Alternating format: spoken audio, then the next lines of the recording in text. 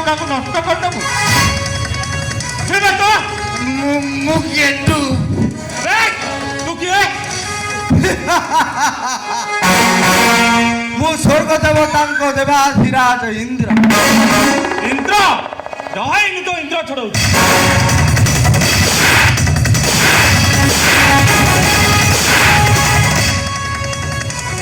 ବତ୍ସ କଣ କଲ? ତମେ ଇନ୍ଦ୍ରକୁ ବଜ୍ର ପ୍ରହାର କରିବି। ଏବେ ଦେଖ ମୁଁ ମନ୍ତ୍ର ଦ୍ୱାରା ମୋ ବଜ୍ରକୁ ଆବାହନ କରୁଛି। ମୁଁ ତୁମ୍ଭ ଉପରେ ମୋ ବଜ୍ର ପ୍ରହାର କରିବି। ପ୍ରହାର କରିବ?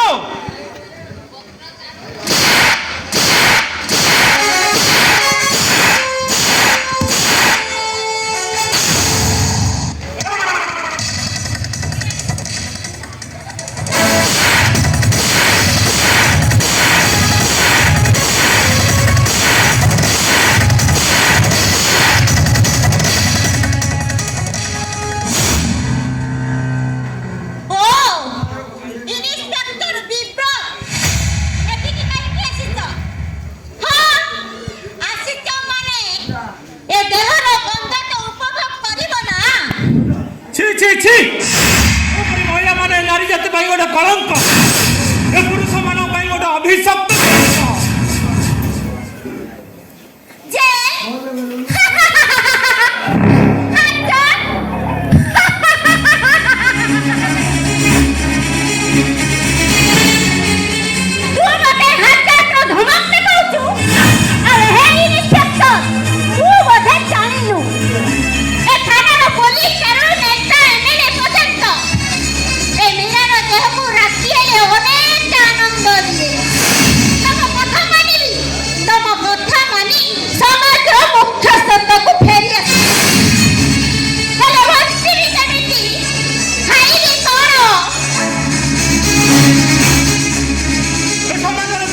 ଅଭାବ ପଡ଼ିବନି।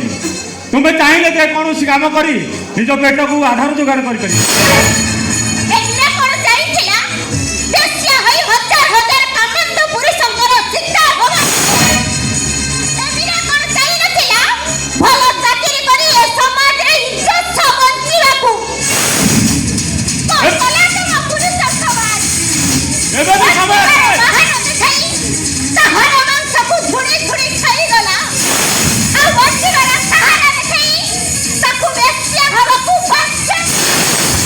ସମୟ ଅଛି, କିଛି ଓଲଟି ଯାଇନି ମୀରା।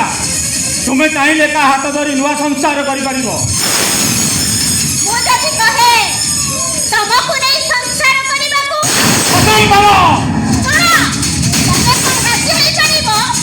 ଅସମ୍ଭବ। ତୋପରି ଗୋଟେ ବେଶ୍ୟାକୁ ଜୀବନ ସାଥୀ କରିବି କେମିତି? ତମେ ଯଦି ମତେ ଜୀବନ ସାଥୀ କରି ନ ପାରିବ, ତାହେଲେ କୋଉ ପୁରୁଷ କାହିଁକି ମତେ ଜୀବନ ସାଥୀ କରିବ? ଏଠି ଚାଲି ଯାଆନ୍ତୁ ବାବୁ। ମୁଁ ଆପଣଙ୍କ ମଣିଷ ପଣିଆକୁ ପରଖି ସାରିଛି। ଆଉ ଉପଦେଶ ଦେବା ଦରକାର ନାହିଁ। ଆଉ ରହିଲା ସେ, ଆପଣ ବୋଧେ ଏଠି ନୂଆ ହେଇ ଆସିଛନ୍ତି।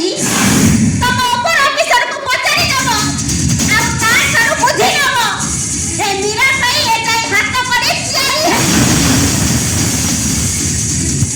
ଠିକ ଅଛି, ଆଜି ମୁଁ ଚାଲି ଯାଉଛି, ହେଲେ ଆଉ ଦିନେ ନିଶ୍ଚୟ ଆସିବି। ଆଉ ଦେଖେଇଦେବି ଏ ମୀରା ପାଇଁ ଆଇନର ହାତ କଡ଼ି ତିଆରି ହୋଇଛି କି ନା।